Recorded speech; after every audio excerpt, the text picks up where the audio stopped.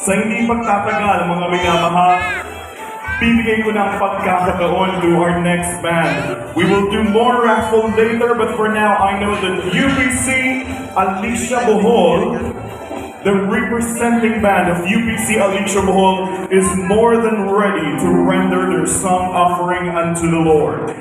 They went here all the way from Alicia Bohol. Band name is Leviticus Band. That's their band name. And their song title is Dakilang Pag-ibig.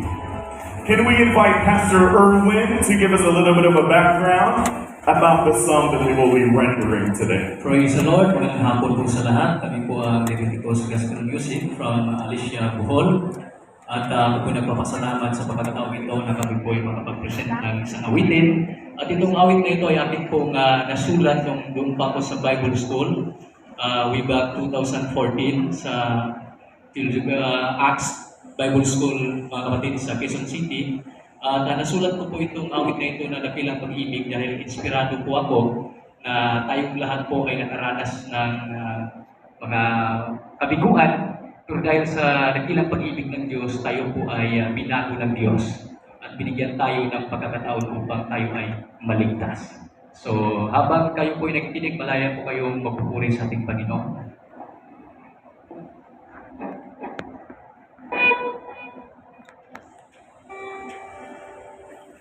Ay, no.